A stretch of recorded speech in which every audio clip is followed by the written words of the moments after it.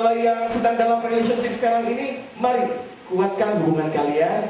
Dan buat yang akan menikah tahun ini, Anda wajib datang di sesi pertama ini karena terbuka buat umum. Amin. Dan setelah itu baru sesi pribadi dengan yang akan menikah tahun ini. So jam 1.30 minggu depan, Understanding Christian Marriage Relationship One-on-One bersama dengan saya, saudara ya. Dan hari ini kita kedatangan tamu yang luar biasa. Saudara sudah kenal baik dengan beliau, dia bagian keluarga dari kita. Tadi malam kita masih sama-sama ikut servis di Singapura. Beliau cepat-cepat balik dan saya baru tadi pagi sampai. Dan hari ini Pak Wahyu Hanafi khotbah maraton, saudara ya. Tadi pagi di GPD Karmel jam 7.30, hari ini di PIC, dan nanti sore jam 4 di GPD Gideon Tanjung Priok. So saudara, mari saudara yang punya waktu tidur lebih lama, lebih panjang daripada Pak Wahyu dan saya yakin saudara bisa kasih semangat yang lebih kuat lagi, yang lebih besar lagi. Amin. Mari kita semua bangkit berdiri. Ayo kasih semangat buat Pak Wahyu Hanafi.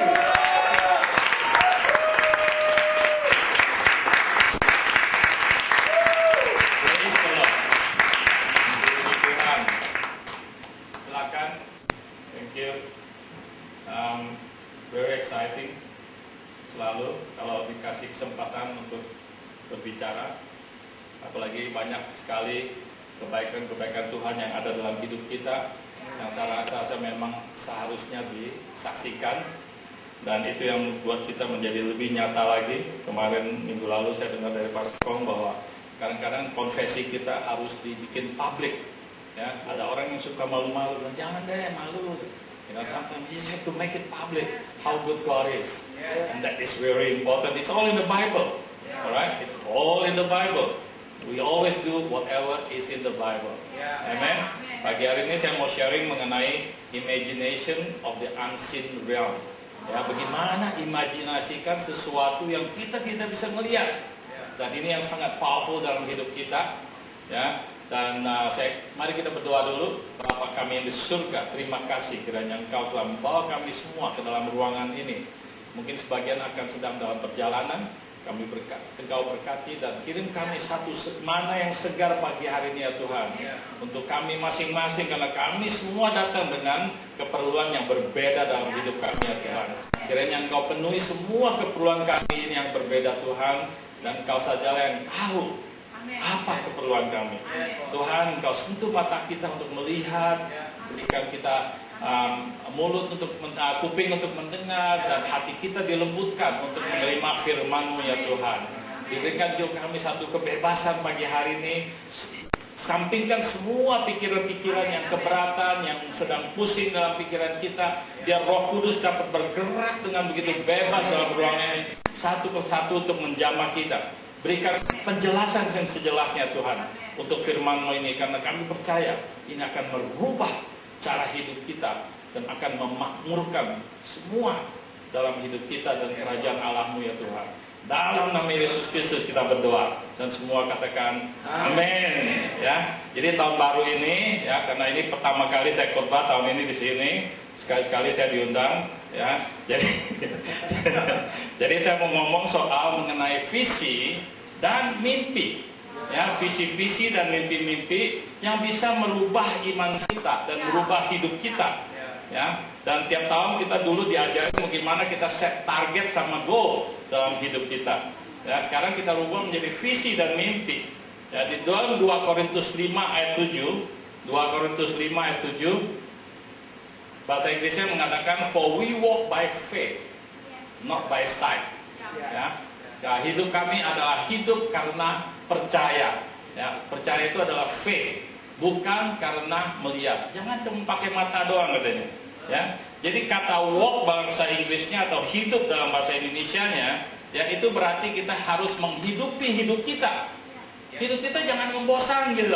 Harus hidup lives, you know, not live one time but lives. Okay? In the Old Testament dalam Perjanjian Lama, kata berjalan atau hidup ini signify apa? Itu berarti mengenai kedewasaan kita, yaitu our maturity. Our maturity. Amen. Jadi the more we exercise our faith, makin banyak kita pakai iman kita, ya, makin kita dewasa dalam kerohanian kita. Everything need to be exercised. Ya. We play golf, we have to exercise. We play whatever game. Yeah, giving is an exercise too. You know, every week you give, you become, used to it. You cannot just tip God. You know, giving is not tipping God. Otherwise nanti Tuhan tip balik loh. Oke, Markus. Markus 9 ayat 23 dikatakan, jawab Yesus, katamu jika engkau dapat, tidak ada yang mustahil bagi orang yang percaya. Ya, Inggrisnya lebih enak lagi. If you can believe, kalau kita bisa percaya, all things are possible to him who believes. Ya, jadi ini berarti juga bahwa kemungkinan yang baru-baru, new possibilities, itu semua diputusi oleh apa? Kapasitas kita untuk mempercaya. Our capacity to believe is very important. Yeah, I think we have talked about capacity. That there's 3 lessons on capacity. Very important in your money, financial capacity, in your loving capacity. How much money you are trusted with now. Ya, jadi misalnya kalau kalian dipercayakan dengan 10 juta atau 100 juta tiap bulannya, kapasitasnya sampai kemana? Uang itu dari 10 juta, 100 juta itu apakah diberikan perpuluhan 10 juta atau berapa juta yang seharusnya? Kalau kita misalnya tidak bisa melakukan itu, nanti mentok di situ kapasitas kita. Ya, nah seringkali, tapi hari ini saya lebih mau fokus kepada percaya. Our capacity to believe. Alright, if we can believe the promises of God, kalau kita bisa percaya janji-janji Tuhan. Jadi di sini disuruh cuman if I can believe, ya, kalau kita bisa percaya, ya, itu akan menjadi mungkin, possible. Alright. Nah, kalian bisa didoain oleh pendeta, oleh teman-teman, kalian bisa dinubuatin oleh teman-teman kalian atau pendeta-pendeta, tapi selama kalian belum bisa percaya, Tuhan tidak mempunyai otoritas untuk ikut campur dalam doa itu. Wow, you can say that. It's wow. Yeah, you must believe first. Then God has the authority ikut campur. Alright, to work on our behalf, we must believe first. Amen. So don't just come out here, get prayed, and then go home. You don't believe, and you forget. Seringkali kita lupa apa yang kita didoain.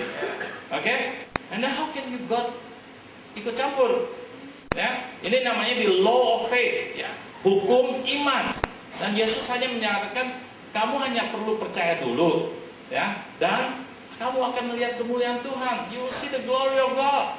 Ya, seperti cerita Marta sama Lazarus, ya, waktu panggil Yesus untuk menyembuhkan Lazarus, hari keempat Yesus baru datang. Bilang, wah ini badan udah bau, udah mati 4 hari, lu baru datang sekarang. Tapi Yesus dengan tenangnya, ya, if only you can believe, you will see the glory of God. Dan betulan Lazarus kan hidup lagi kembali. Amen. So only believe. Jadi karena iman dan firman Tuhan itu adalah synonymous. Synonymous berarti kayak kembar atau selalu menjadi satu. Ya, we can also, kita juga bisa melihat bahwa 2 Korintus 5:7 ini, ketika tadi kita bilang for we walk by faith, tapi kita ganti dengan kita bisa juga berjalan atau hidup dengan firman Tuhan. Jadi bukan faith, bukan iman, tapi firman Tuhan. Ya, not by our, bukannya mata atau penglihatan, tapi dengan kita punya natural senses. Ya, jadi kita bisa hidup dengan firman Tuhan, bukan dengan natural senses kita. Ya, nah, we can have feeling, kita punya perasaan untuk banyak hal, tapi kita harus juga pastikan bahwa firman Tuhan itu harus nomor 1 dalam hidup kita. Amen. First place, no second place, no third place. Ya, jadi kalau kita benar-benar hendak dipakai Tuhan dan sangat diberkati, first place. Ya, I must put, di mana kita taruh firman Tuhan itu? Kita taruh di mata kita taruh di mulut kita taruh di kuping kita taruh di hati kita. Tiap kali kita berbuat sesuatu, firman Tuhan nomor 1. Alright? Tapi tantangannya yang setiap hari, ya, kita bisa diselamatkan, we can be saved, ya, into the kingdom of God, kerajaan Allah. Tapi kita punya pikiran masih seperti di dunia. Alright? Our thinking is still like the world. Ya, kalau orang lain bilang nggak bisa dikerjakan, ya udah tidak mungkin. Itu yang condongnya kita terima di luar, toh. Ya, kalau orang bilang tidak bisa dikerjakan, ya udahlah, yang dipaksa. Ya pasti nggak mungkin. Nah, itu orang dunia. Ya, jadi bukannya kita pakai firman Tuhan, malah kita pakai apa? Apa yang kita lihat, apa yang kita dengar, apa yang kita rasakan dalam dunia itu. Yang kita panggil adalah perasaan natural kita, our natural senses. Right? Now, it is one thing, satu hal di mana anak-anak Israel keluar dari Mesir, tetapi satu hal lagi di mana Mesir itu tidak pernah keluar dari mereka. Halo, ya. Kata Mesir itu dalam bahasa Ibrani itu artinya limited, terbatas. Mesir itu terbatas. Oke? Jadi anak-anak Israel tidak bisa melampaui pikiran mereka yang terbatas. Ya, dalam pikiran mereka yang begitu kecil. Ya, padahal udah 400 tahun, ya, mereka diperbudakkan, mereka melihat mereka dijual sebagai budak di pasar budak, ya, mereka diperlakukan sebagai budak oleh majikannya, ya, tapi masih ngegerutu waktu mereka sudah keluar. Halo, ya. Nah, mereka sudah keluar, tetapi pagar dari Mesir itu masih belum keluar dari pikiran mereka. Mereka masih pikiran di dalam pagar Mesir itu.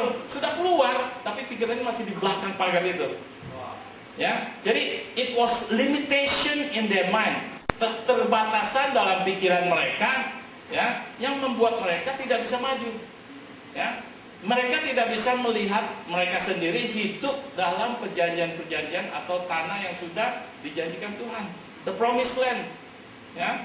Jadi sama dengan Abraham dikatakan di Kejadian 13 ayat 14. Setelah Lot berpisah daripada Abraham, firman Tuhan kepada Abraham, pandanglah sekelilingmu dan lihatlah dari tempat engkau berdiri itu ke timur dan barat, utara dan selatan, sebab seluruh negeri yang kau lihat itu akan kuberikan kepadamu dan kepada keturunanmu untuk selama-lamanya. Ya. Terus, jadi di sini dikatakan bahwa yang satu yang kalian boleh catat pagi hari ini adalah your feet will never take you where your mind has never been. Ya. Kaki kamu tidak akan bawa kalian ke tempat di mana pikiran kamu belum sampai. Ya. Kalian belum pernah lihat Papua New Guinea kayak gimana dong? Jadi nggak mungkin ada pikiran, oh, gue mau ke Papua New Guinea jalan-jalan. Ya. Banyak orang nggak pernah lihat, wah, Paris itu begitu indahnya kalau malam dia punya Eiffel Tower, itu semua mobil kalau malam jalan warnanya kuning. Ya, dia beda. Bukan kita lampu putih, mereka lampu kuning. Nah, itu begitu indahnya Paris begitu. Orang bilang, you know, it's such a beautiful and romantic city. Tapi kita nggak bakal mikir mau ke Paris kalau kita nggak pernah melihat yang begitu indahnya. Ya, sama dengan hidup kita. Yang sering membuat keputusan dalam hidup kita itu adalah kita pikir adalah, saya bilang, most dominant thought. Jadi pikiran kita yang paling dominan dalam pikiran kita itu yang selalu yang steer kita punya hidup. Ya. Jadi, if I want to change my life, kalau saya mau merubah hidup saya, apa yang harus berubah? Pikiran kita. Pikiran kita harus berbeda. Kalau pikiran kita sama, very hard for us to change. Amen? Now, karena firman atau iman dan firman Tuhan itu selalu bersatu seperti kembar, jadi kita punya kepercayaan dan dalam pikiran kita itu juga harus jadi kembar. Halo? Jadi apa yang kalian pikirkan harus is what you end up believing. Apa yang harus kalian akhirnya percaya. Terbaliknya sama. Whatever you believe, apa yang kalian percaya is what you end up thinking. Yang harusnya nantinya kalian pikirkan. Ya. Jadi ada yang juga berbicara mengenai 85% dari hidup kita itu dikontrol oleh apa? Our subconscious mind. Pikiran kita yang tidak sadar itu mengontrol kita punya hidup 85% setiap harinya. Yang kita panggil itu autopilot. In our what? In our belief system. Karena kita sudah percaya pagi bangun jam berapa, ya, gosok gigi, mandi, makan pagi, pergi kantor jam 8 mesti sampai, jam 9 mesti sampai. Terus begitu siang makan, malam begini, malam gini, apa segala. Itu semua udah autopilot dan itu 85% dari hidup kita berdasarkan apa yang kita sudah percaya. In our belief system. Jadi if we believe something, that autopilot, ya, is designed to keep us in line with what we believe. Ya. Nah, if you have a habit of overspending, jadi kalau kita punya kebiasaan memakai uang berlian dan meminjam, right? Biarpun gaji kamu di 3 kali lipat pun, 5 kali lipat pun, 10 kali lipat pun, tetap nanti masih tetap kekurangan dan akan meminjam uang, right?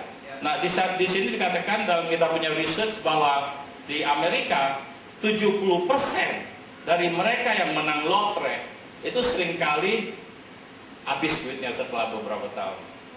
Ya, nah itu sudah disurvey. Jadi until sampai kita punya pikiran kita berubah, ya, hidup kita tidak akan berubah. Jadi yang harus dirubah kita punya pikiran. If our thinking doesn't change, our life will never change. Amen. It is true. Thank you. Thank you for helping me to preach this morning. Ya, I need it. Ya, semalam very telat sampai Palembang jam 12 jam 1 dan 5:45 the alarm bangun, saya langsung bangun. Dan biasanya kalau saya pindah ranjang tiap hari, tiap 2 hari, 3 hari saya pindah ranjang, selalu kaget dulu, gue di mana nih? Gue mesti ngapain hari ini? Wah, Pak, lu bangun langsung mandi. So it's our subconscious mind is not working, in that sense, because you change bed every 3 days, 4 days. Nah, tahun 2003 di St. Louis di Amerika, ya, ada di mana pemerintah Amerika hendak melakukan satu social experiment, ya. Jadi untuk membantu orang-orang miskin yang mereka masih dalam banyak kejahatan, crime, ya, yang tinggalnya di ghettos namanya, ya. Pemerintah membuat satu kota baru namanya di St. Louis, ya, dengan rumah susun yang begitu baru dan bagus, dan semuanya diisi dengan alat-alat yang paling modern dan terbaik. Dan itu diberikan oleh orang-orang yang miskin, itu dipindahin ke sana untuknya gratis. Ya, sama dengan di Jakarta, Ahok melakukan pindahin semua orang-orang yang ke Marundra. Yang saya tadi cerita sama Pak Sedimas, itu teman-teman kita yang satu grup itu mereka membantu membangun bangunan susun yang murah-murah itu, dan mereka semua dipindahkan ke sana dengan gratis. Ya, jadi sama idenya, tetapi yang kesiannya 10 tahun kemudian, ya, rumah yang begitu bagus itu, next slide please, berubah kembali seperti di mana mereka tinggal sebelumnya 10 tahun yang lalu. Ya, exactly the same like the ghettos. Ya, jadi pelajarannya pagi hari ini adalah you can't change from outside in, you change from inside out. Kita tidak bisa merubah seseorang dari luarnya. Lu paksa dia bikin gini, lu paksa bikin, nggak bisa. Dalamnya hatinya kita harus rubah dulu. Renewed mindset. Ya. So the dominant thought pattern of the people was poverty. Jadi cara pikir mereka itu selalu kemiskinan. Crime, membuat kejahatan, drugs, prostitusi, geng-gengan, ya. You will never rise beyond what you think and believe. Jadi kita tidak bisa melampaui kapasitas kita dalam cara pikir kita dan kita punya kepercayaan. Ya, nah hasilnya apa? Semua satu sabuk itu yang tadi kita lihat ini gambarnya, ya, itu menjadi dibawa turun lagi standarnya sama seperti mereka 10 tahun lalu di ghetto itu.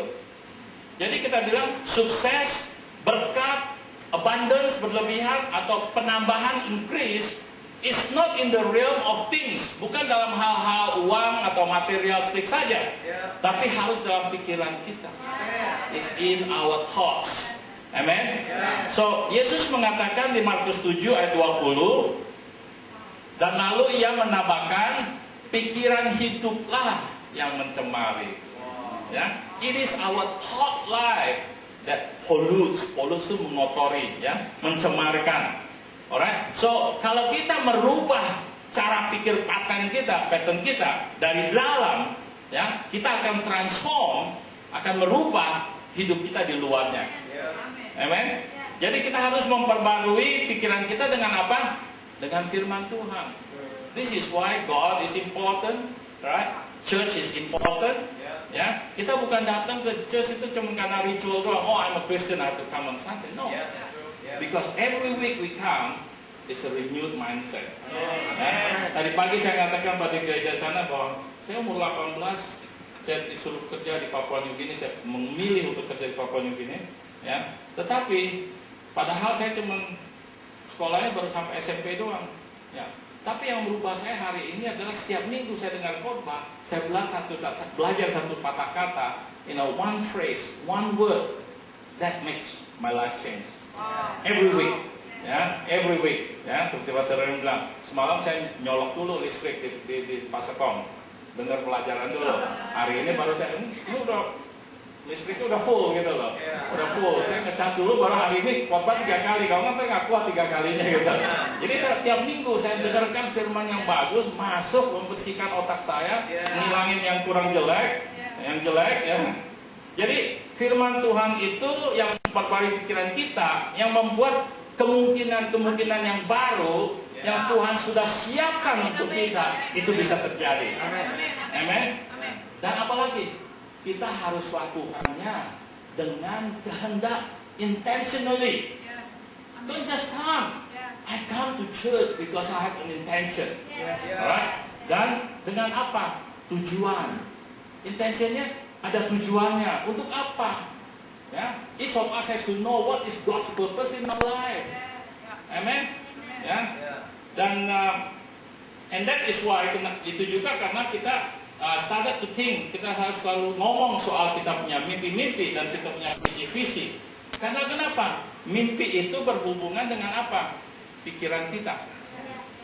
Dreams relate to your thoughts. Visions relate to your imagination. Imajinasi. Ya, ada bahasa Indonesia-nya, imajinasi ada ya?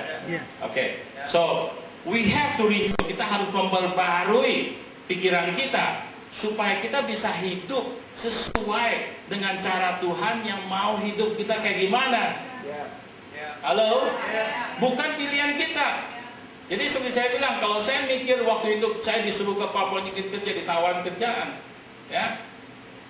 Tapi kalau saya pikir, masa Papua New Guinea sih tempat kayak begitu, gua pergi.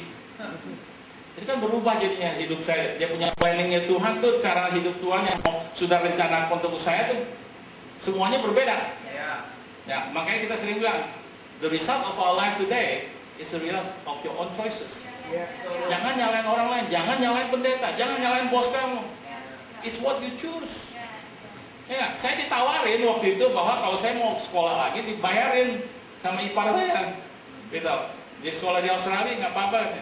Tapi karena saya pikir dalam hati kita, kalau saya mau kawinin adiknya lain kali, ya kawinin kasar. If I want to marry the sister, then I have to choose that I got to work. Right? Jadi saya nggak utang budi sama keluarga mereka seumur hidup gitu loh. Oh ini dulu kan gue yang ke sekolah dulu loh, baru hari ini maju apa segala. Nah itu kan. Jadi saya mengambil pilihan untuk kerja aja lah, nggak apa-apa. But it happened to be the right choice. Karena kita dikirim ke Papua New Guinea karena miskin, susah, dan disitulah Tuhan memberkati kita. Ada cara-cara Tuhan yang berbeda. Amen. The power of imagination. Ya. Gimana kuasa imajinasi yang kita pelajari pagi hari ini? 2 Korintus 10 ayat 3 dan 4. Very good. Memang kami masih hidup di dunia, tapi kami tidak berjuang secara duniawi. Karena senjata kami adalah perjuangan bukanlah senjata duniawi, melainkan senjata yang diperlengkapi dengan power, kuasa Allah yang sanggup untuk meruntuhkan benteng-benteng. Strongholds in English it says ya. Apa itu benteng-benteng? Semua pikiran dalam pikiran kita yang berlawanan dengan firman Tuhan, itulah benteng-benteng kalian. Jadi benteng-benteng ini yang selalu mencengkram pikiran kita, ya, dan menyekek cara kita berpikir, cara kita berjalankan sesuatu, ya. Ya, bisa juga karena bagaimana kita diajar dari sekolah, ya, atau sekeliling kita, dan juga berdasarkan opinion-opinion yang kita dengar dari sekeliling kita. Makanya tadi pagi saya sharing bahwa Dr. Era pernah ngajarin saya, kalau saya dalam grup saya, teman-teman sekeliling saya yang paling hebat, saya harus keluar dari grup ini, saya harus naik ke grup yang lebih hebat lagi. Kalau nggak saya ditarikin terus sama grup ini, tolong dong, bantu dong, tolong dong, bantu dong. Ya, selamanya kita hidupnya ngebantuin orang terus, tapi kita nggak maju lagi. Ya kan, lama-lama kita yang tenggelam. Ya, if you want to soar like an eagle, you cannot mix around with chicken and turkeys. Ya, eagle kan terbang gini. Ayam mau kebanyakan kan nggak bisa terbang begini doang gitu. Oke? So, this is something that you need to know. This is the one that I said, one sentence make me different today. Ya. Karena kalau enggak, saya temenan terus sama temennya dulu itu, tapi saya nggak maju-maju. Karena kalau saya udah lebih maju dari mereka, saya terus maju aja. Ya, Matius 4 ayat 37 mengatakan bahwa ada ombak. Kenapa boat itu begitu hebat? Ya, tapi idenya setan selalu kayak begitu. Kita diterang, by the waves, by all the thought in our mind. Dan pikiran itu yang kita dibikin susah itu, dipalu, hammer into our mind sampai kita bisa keluar dari itu. Lu susah lu pasti kurang lu. Ya, lu nggak mungkin bisa lakukan ini. Ya. Nah, itu yang sering kali kita di-label sama orang yang Pastor Gary kemarin bilang, he was labeled that, he's a loser. Tapi hari ini dia jadi prophet. You just have to reject it when somebody label you. God has given us, Tuhan sudah memberikan kita senjata yang begitu ampuh, yang begitu berkuasa untuk melawan apa? Untuk berperangan antara light and darkness, terang dan gelap. Kita harus bedain. Jadi kuasa itu atau senjata itu memberikan kita kemampuan supaya kita jangan gagal. Jadi seperti saya bilang, it's good to have very good wife. My wife very sensitive, dan kita selalu bilang bahwa istri itu biasa perempuan lebih sensitif, kita punya sixth sense. Jadi kalau setiap kali kalau kita ada urusan dagang, keputusan yang penting, itu saya selalu konsult sama istri saya.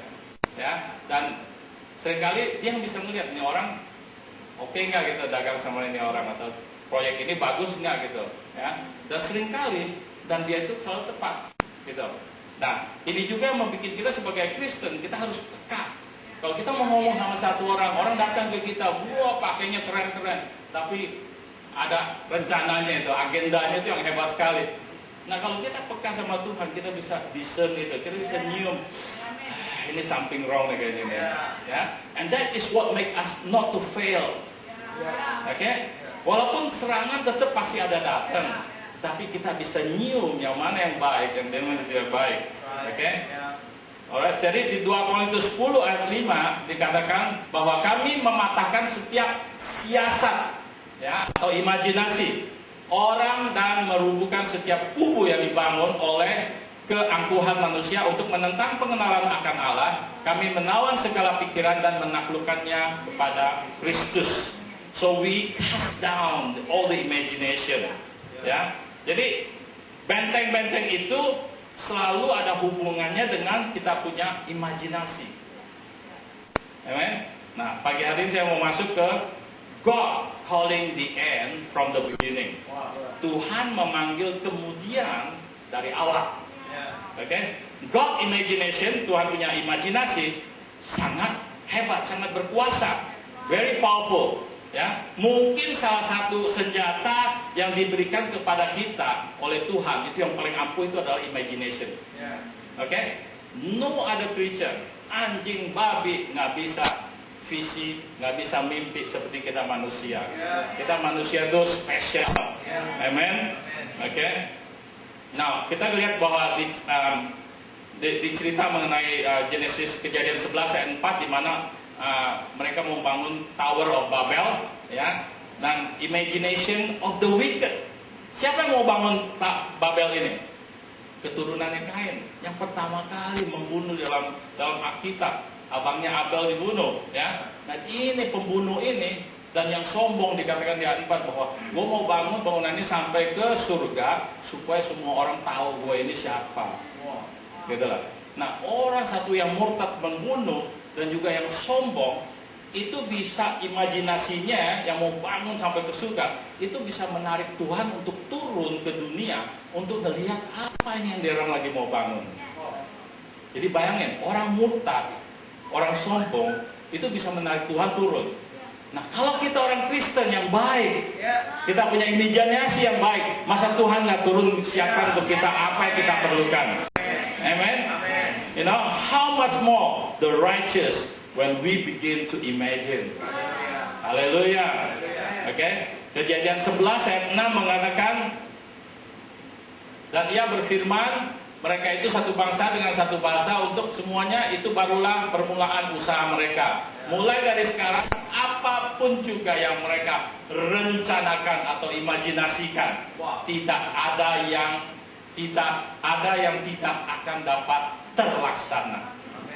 Nothing will be restrained from them. Ya, apa yang mereka imajinasikan.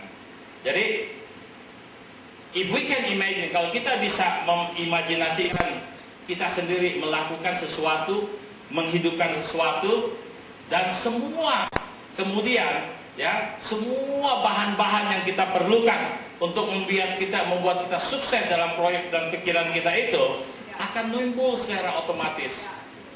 Ya, dan saya rasa kalian sudah mengalami itu. Kalau kalian sudah Kristen beberapa tahun dan sudah kenal Tuhan, saya rasa kalian sudah mengalami itu. Cuma kadang-kadang kalian tidak menyatakannya.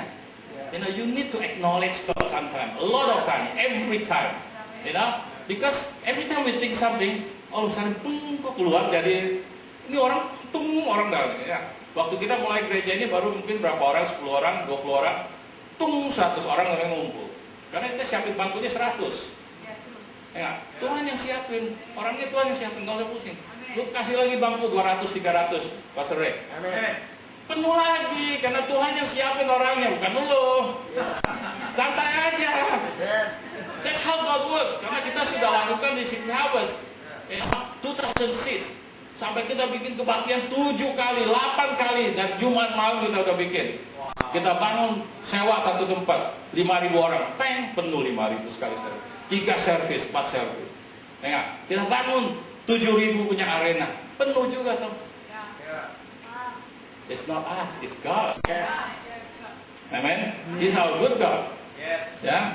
Jadi nothing, tidak ada sesuatu yang kita sudah imajinasikan yang akan ditahan, withheld oleh Tuhan. Amen. If we can imagine, then we are not. It works for what? For both Christians and leaders. Jadi semua imajinasi ini bekerja untuk orang Kristen dan juga orang yang bukan Kristen. Ya, untuk orang-orang suci, para pendeta, dan juga orang yang tidak percaya, sinners, orang yang berdosa. Jadi jangan heran kalau keluar dari gereja ngeliat orang, itu bukan orang Kristen kok hebat ya. Mobilnya lebih hebat dari gua. Imajinasi dia lebih kuat dari kita orang Kristen. Halo? Ya, makanya kita harus belajar hari ini. Kita sebagai orang Kristen, kita sudah diberikan spesial oleh Tuhan. Nanti satu persatu kalian akan lihat spesialnya sampai gimana.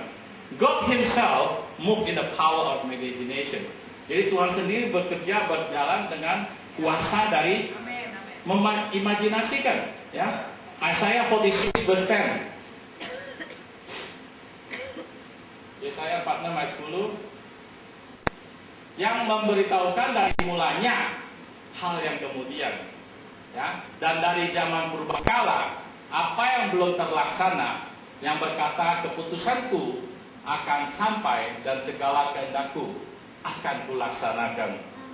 Amen. So God has to imagine, ya, I am a God who declares the end in the beginning. Ya, jadi untuk Tuhan mengerjakan ini, ya, dia harus imajinasikan, ya, ujung-ujungnya bakalan kayak bagaimana, dan baru balik ke mulanya. Jadi kita diciptakan sebelum kita lahir. Kalau nggak, Tuhan repot, udah lahir udah 10 tahun mau diapain nih orangnya? Ya, tapi kita sudah direncanakan sebelum kita lahir. Di dalam Tuhan, ini mau jadi ini nih, ini jadi ini nih. Ya, semua sudah diimajinasikan. Oke, jadi sama seperti kita bilang, kalau kita nonton film Korea, orang apa aja, ya, kalau sutradara mau bikin, produser mau bikin film ini mesti mikirin mau happy ending atau sad ending. Ya. Baru dia muter balik ke depannya, mulainya kayak gimana. Tapi tahu ujungnya gue mau happy ending. Jadi sama dengan cerita tadi pagi saya ceritakan waktu kita pabrik gelas ini, ya, waktu 10 tahun yang lalu, mertua saya terus maksa saya tuh untuk bikin pabrik di Cina katanya. Cina lagi berkembang, kita harus pindah ke Cina, kita harus buka pabrik di Cina. Terus anak-anak saya semua dari kecil diajarin, nih gelas lu pecahin nggak apa-apa, bawa pabrik aja, ntar dilebur lagi katanya. Ya, jadi udah diajarin dari kecil, pecahin gelas nggak apa-apa katanya. Oke. Nah, jadi 10 tahun lalu saya ngajak dia ke China, saya ajak ke Shanghai, terus ke Jiangsu Province, kita ketemu dikenalin sama gubernur apa segala di sana, lemparin rokok, makannya Chinese punya style, kalau makan dilemparin rokok. Terus kita dikasih undang makan yang hebat, terus dia, nih, gua kasih lu tanah nih 10 hektar atau berapa hektar, lu pakai gratis, 30 tahun nggak usah bayar katanya. Ya, tapi China pinternya gini, kalau kita mau mulai usaha di sana, kita ke bank ngomong, kita harus bawa modal 75% dari modal kita harus bawa masuk. Pemerintah atau bank lokal cuma bisa kasih pinjam 25%.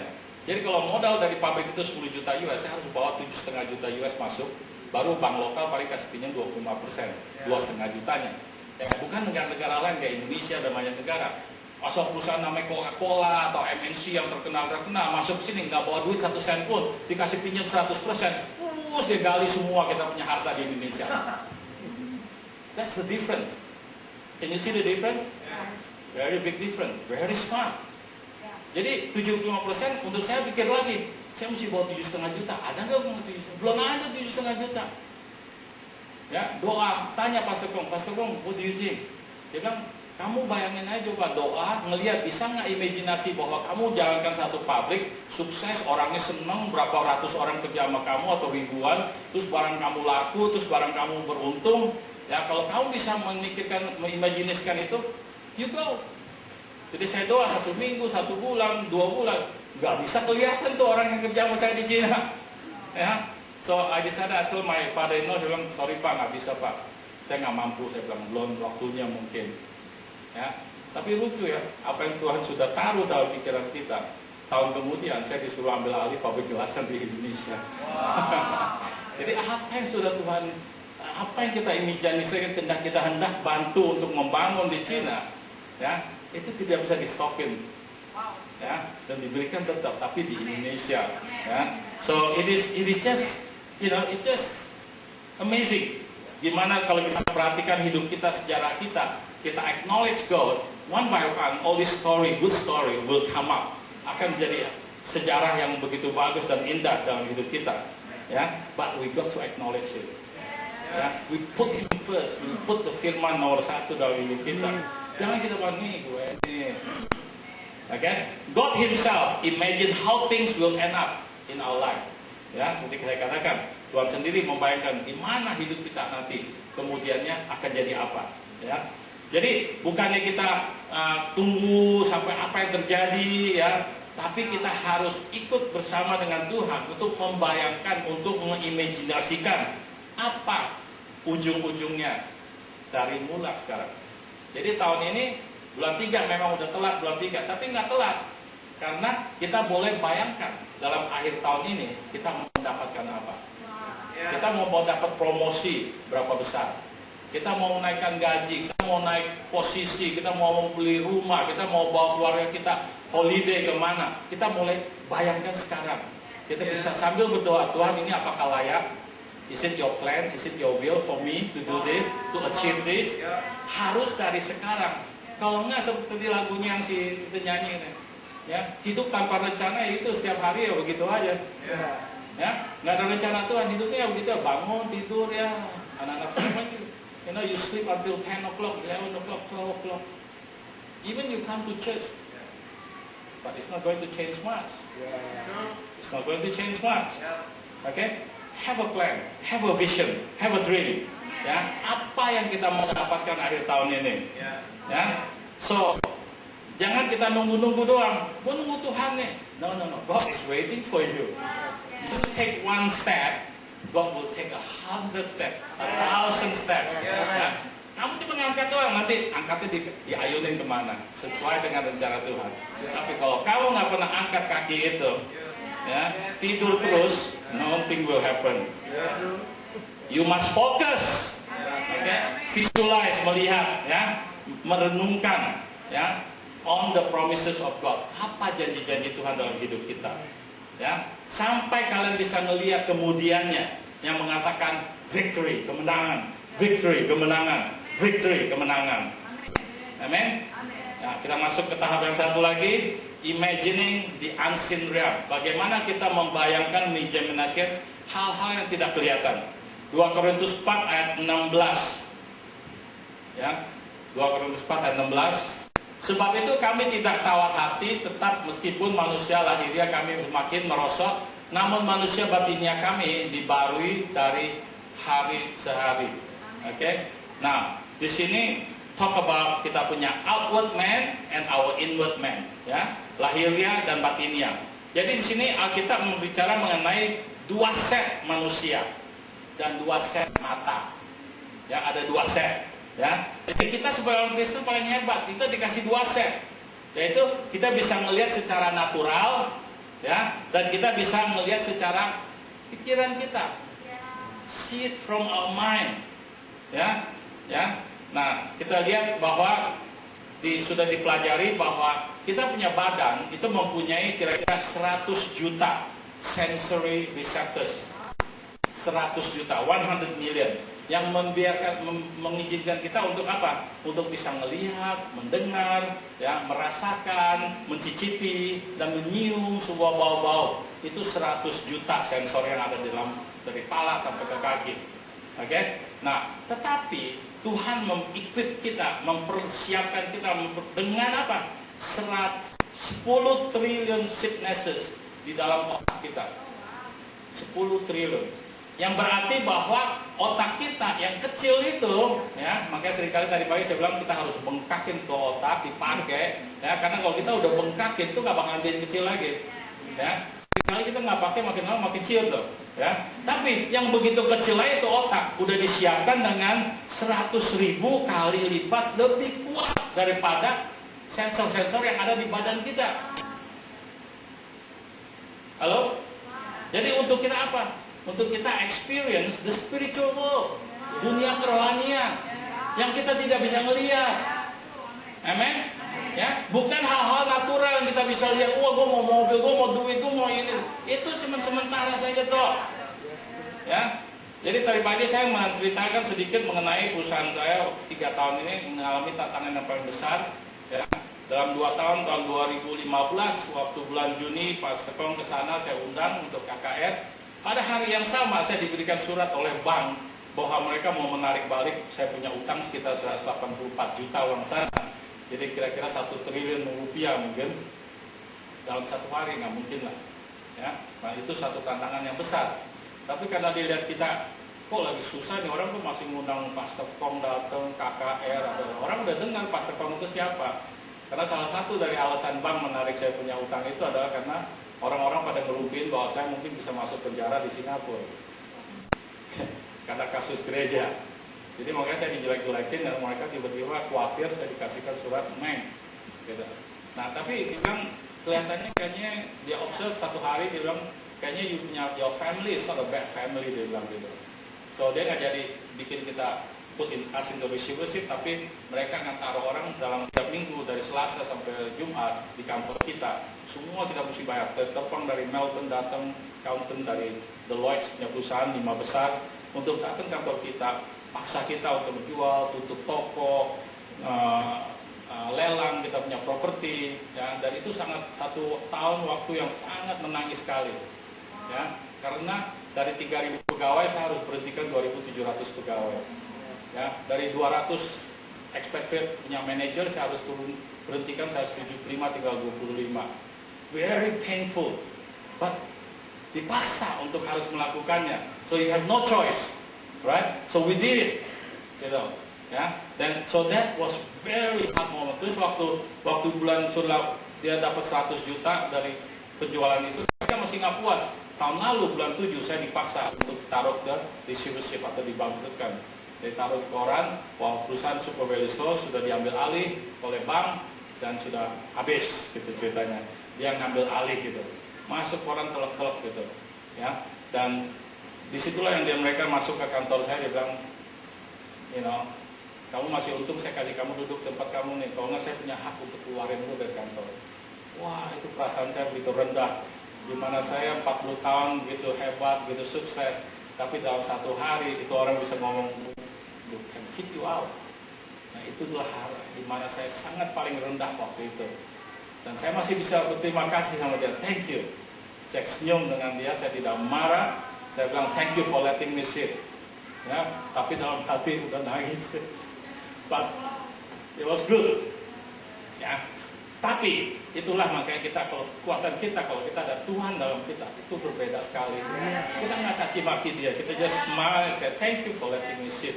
Ya, tapi Tuhan memberikan saya kuasa dalam 1 minggu kita bisa dapatkan satu panggilnya court injunction, di mana kita stopin dia, hakim memberikan izin mengusir mereka semua keluar dari kantor saya karena cara mereka masuk itu tidak benar. Ya. Dan yang lucunya sebelum saya balik bikin court injunction itu, ya, itu saya ke Singapura, saya tanya dengan lawyer kita yang paling hebat yang melakukan kita punya gereja, bisa nggak bikin court injunction? Dia bilang nggak mungkin lah, kalau di Singapura lu sama bank nggak bakal bisa menang gitu. Dia punya fine print satu tebal begitu, udah pasti kamu nggak bisa bikin court injunction. Ya kalau nggak bisa, ya udahlah saya pulang, saya terima aja apa adanya. Ya, terus saya balik ke saya punya lawyer yang orang bule, yang Australia punya orang yang saya tiap kali bayar dia sampai puluhan ribu, ratusan ribu. Saya datang ke dia, oh oke, I'll take it. Dia bilang, tapi ini harus taruh $500,000 di account saya. Harus saya fight dia punya case, karena ini bakalan panjang punya case. Ini bank ini udah nggak ada bosnya di belakangnya. Dia kayak ngelawan setan aja katanya. Dia mesti taruh $500,000 katanya. Tapi besoknya dia telepon saya, dia bilang nggak bisa lah. Saya lagi sibuk sama semua PM Perdana Menteri punya case. I had to drop your case. Wah, saya lebih kesel lagi. Yang udah puluhan tahun saya kasih dia uang, bayar dia begitu mahal. Di mana saya lagi paling memerlukan dia drop saya, dia bilang, I cannot take your case. Ya. Memang kita lagi pikir $500,000 dari mana? Karena itu perusahaan udah diambil alih sama perusahaan, sama bank.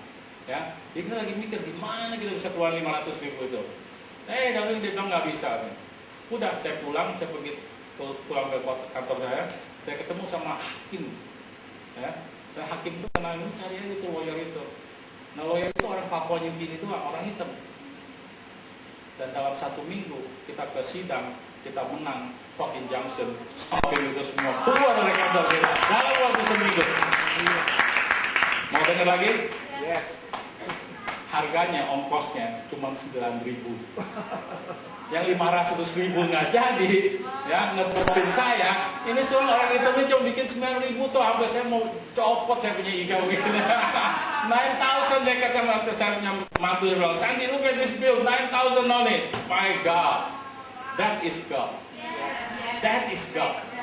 Ya. Dan terus begitu, yang ajaib lagi Tuhan kirim satu malaikat, satu perusahaan yang nggak pernah saya kenal sebelumnya, nggak kenal orang-orangnya, ya, tiba-tiba membantuin kita.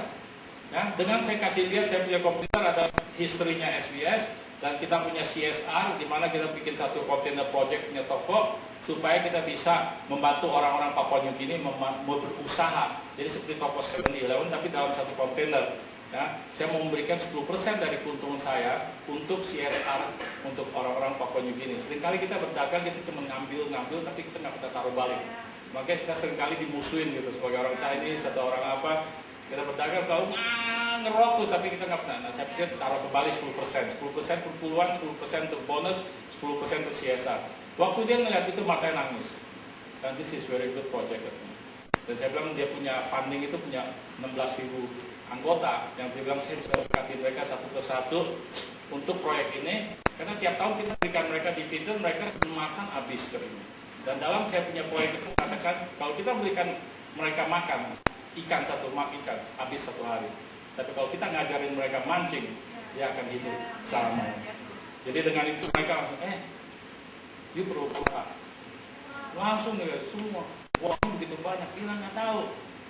Jadi semua dalam 3 bulan kita kompromi, akhirnya selesai. Jadi dia beli kira-kira properti 11 kira-kira, dan uang itu semua cukup untuk membayar bank 100%, tidak utang lagi sama bank. Praise the Lord. 4 November kita bayar utang bank semuanya.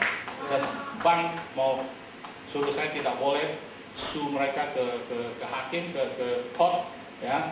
Dan untuk itu mereka suruh mereka bayar. Saya bilang, you hapus 25 juta utang you. Baru saya bilang saya nggak bakalan sue kamu ke court. Mereka sudah tahu mereka buat kesalahan, ya. Tapi akhirnya saya bilang saya kompromi, but we have to pay for this 25 million for you to write off. Untuk saya tanda tangan, saya nggak sue kamu ke court. So we make them pay. Semua yang dia suruh saya bayar sebelumnya, akhirnya dia bayar. Lebih dari itu. Ya sudah kita bayar 3 juta untuk yang dolar saya Australia punya pengeluaran dalam 1 tahun. Mereka harus bayar saya 25 juta utang saya di sini. Ya, nah itu namanya Tuhan. Ya, that is God. Nah di sini dikatakan setiap hari kita harus exercise, kita punya inward man, kita punya lahiriah supaya kita grow, ya, stronger and stronger. Nah ayat 17 tolong. Sebab penderitaan itu ringan. Ya, penderitaan, affliction is light. Yang sekarang ini mengerjakan bagi kami kemudian kekal yang melebihi segala-galanya, jauh lebih besar daripada penderitaan kami. Ya, jadi di sini katakan kita punya tantangan, kita punya penderitaan itu ringan dan hanya untuk sementara, for a moment bahasa Inggrisnya bilang. Ya, karena Tuhan sedang mengerjakan sesuatu yang lebih besar lagi untuk kita. Ya, saya tahu kita juga sedang FNG, kita juga sedang ada tantangan yang besar dan Wilfred sedang banyak tantangan yang cukup besar. Ya. Dan saya mau ucapkan juga untuk Wilfred dan kita semua sebagai satu tim bahwa kita punya tantangan ini very light. Ya, kalau kita bandingin dengan saya punya tantangan 1 triliun, saya rasa banyak belum ada yang menghadapi tantangan sebesar itu. Ya, tetapi ya itu hanya sementara. Boleh dikata 40 tahun saya hidup begitu hebat di Papua New Guinea, tenang, tidak pernah kekurangan, setiap tahun bertambah. Kalau 3 tahun susah, ya oke lah. 3 tahun dari 40 tahun is oke, gitu ya. So, akhirnya kan sekarang kita sudah bebas dari cengkraman bank, kita sudah lunas bayarnya. Dan herannya lagi hari ini sekarang kita malah berlebihan. Yang dari kita bilang dalam kitab nyanyian, tapi bilang kita jangan jadi peminjam, kita malah menjadi yang minjemin duit gitu. Ya, tiba-tiba anak-anak saya lagi pusing, Pak, ini uang kelebihan mau taruh deposito di mana? Wah hebat, saya bilang, bukannya kita sudah nggak ada hutang, jadi kita uang berlebihan bisa taruh deposito lagi. Nah itu yang kita harus hidupi hidup kita. Apa yang ada di firman kita hidupin. Jangan kita baca doang firmannya. We have to live it out. Amen. So in your life right now, dalam hidup kalian mungkin sekarang sedang menghadapi banyak-banyak hal, tantangan-tantangan. Jangan panggil masalah, panggil sebagai tantangan aja. Ya, tapi Tuhan mengatakan, ini tantangannya ringan. Apakah itu sickness, penyakit, apakah itu keuangan, apakah itu kesusahan apapun, masalah ini atau tantangan ini yang kalian hadapi sekarang itu cuma sangat enteng katanya. Dan hanya sementara katanya ya. It will be over soon for you. Ya. Dikatakan masalah itu nggak bakalan stay forever, it's only temporary. Oke? Jadi untuk kita lihat yang 18, sebab kami tidak memperhatikan yang kelihatan, melainkan yang tidak kelihatan, karena yang kelihatan adalah sementara, sedangkan yang tak kelihatan adalah kekal. Ya, jadi ya, actually dalam 2 tahun 3 tahun ini perusahaan kita yang Papua ini rugi hampir sekitar 150 juta dolar uang sana. Ya, dan itu kita hampir bisa dibilang 1 triliun. Nah kalau 1 triliun kita bisa rugi, dan hari ini kita masih senang, kita masih bangga oleh Tuhan, kita masih bisa berkhotbah. You know, it is good. Kita bisa, you can afford to lose that, and then you still stand. Amen. Ya, dan kita disebut bahwa perusahaan satu-satunya di Papua New Guinea sudah dicengkram oleh bank dan hidup. Itu cuma kita punya perusahaan nomor 1. Ya, nah this is what we say, we got to be an example. Ya, nah, dan di sini dikatakan hal-hal uang yang kita hilang, itu kan nggak asalnya kan kita memang nggak ada duit ke Papua New Guinea kan perutnya kosong, kantongnya juga kosong. Apa ada sisanya buat terima kasih ya sama Tuhan. Enggak, itu boleh kata berapa banyak, itu kan barang sementara doang. Toh nggak bisa mati masuk ke dalam lubang kan nggak bakal bawa triliun-triliunan itu. Amin. Tapi sementara kita masih bisa membantu, kita masih berkatin orang, terus jalankan. Nah ini yang salah satu ditanya oleh Pastor Kong waktu interview minggu lalu di Marketplace. What is actually the secret of this testimony? Saya bilang selama 3 tahun ini belum ada orang yang nggak saya susah loh. Ya Pak, cek nggak susah loh. Saya datang tetap, saya bisa belanja orang, bisa membantu orang. Nggak pernah hidup saya susah, nggak pernah kelihatan muka saya kayaknya lagi ditekan sama bapak, nggak kelihatan sama sekali. Kenapa? Kita terus memberi. Saya pribadi terus memberi. Salah satu kelemahan dari perusahaan kita diserang oleh setan atau bank sampai sekarang karena pada tahun 2011, 12 di mana kita untung cukup besar, anak buah saya nggak bayar perpuluhan. Dan padahal kita udah tahu perusahaan saya itu harus bayar perpuluhan. Bukan saya pribadi, perusahaan juga harus bayar perpuluhan. Tapi mereka stop bayar, saya tidak sadar. Nah itu kesalahan saya juga, bukan saya salahan mereka. Saya yang salah. Tidak ngecek apakah mereka memberi atau tidak. Tapi saya secara pribadi terus sampai hari ini tetap memberi. Ya, gaji saya disuruh dipotong setengah sama anak-anak ini. Normalnya dibilang nggak boleh dapat gaji. Saya bilang, no, lu nggak mau terima gaji, lu jalanin perusahaan sendiri dan lu nggak ikut campur. Oh ya udah dari setengah katanya. Kasih setengah. Dari setengah tetap kita berikan perpuluhan. Ya, tiap kali saya mau pergi saya udah tulis cek untuk akhir bulan. Tiap kali saya pulang saya ngelihat saya punya cek. Udah belum memberikan perpuluhan sebelumnya. Nah itu yang membuat kita powerful. Ya, setan nggak bisa senggol kita.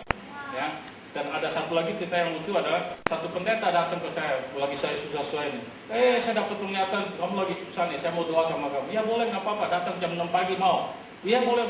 Dari Senin sampai Jumat dia datang jam 6 pagi doa sama saya, terus jam 7 jam 8 saya udah mulai kantor. Ya, terus hari Jumat itu Tuhan ngomong sama saya bahwa, yuk kasih dong ke orang, kan susah tuh mereka. Ya udah, saya tulis cek, taat, enggak ngomong, saya tulis 5.000, kira-kira 20 juta, terus saya kasih dia. Nah, of course,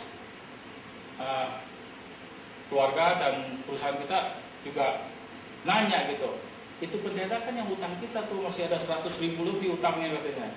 Jadi sebelumnya dia pernah minta kita masukin satu kontainer baju second hand, mau bikinkan untuk pelayanan, katanya dibohongin orang satu kontainer semua dimakan orang duitnya. Jadi udah 10 tahun kali ya, 5 tahun atau 10 tahun, 100.000 lebih itu masih utang sama di bumbu kita masih utang. Jadi pertanyaannya adalah dari keluarga saya, kok orang masih utang 100.000 lebih, kok lu mahal kasih lagi 5.000 sih? Nah itu perasaan natural kita, seringkali jalannya kayak gitu. Rekannya kayak begitu, rekennya jago, gitu. Ya, dan memang saya percaya bahwa seringkali ya wanita lebih sensitif dengan uang, dengan kontrol-kontrol itu. Kita kan lakinya Tuhan ciptakan manusia laki sama perempuan. Laki selalu pakai visi doang gitu loh. Kalau perempuan lebih sensitif gitu. Ya. Nah, terus saya bilang nggak apa-apa lah. Saya jalankan karena Tuhan, saya taat saya yang dengar suara Tuhan. Nah itu yang seringkali kita bilang kalau sebagai Kristen kita harus taat dengan suara Tuhan. Ya, kita harus peka, kita harus lebih sensitif. Jangan kita bacotnya lebih gede lagi gitu. Kalau bacot kita gede, kita bisa dengar suara Tuhan yang kecil-kecil gitu loh. Ya, seringkali kalau kita dikasih suara memberi membantu ini kita suka belaga budak, nggak kedengeran gitu.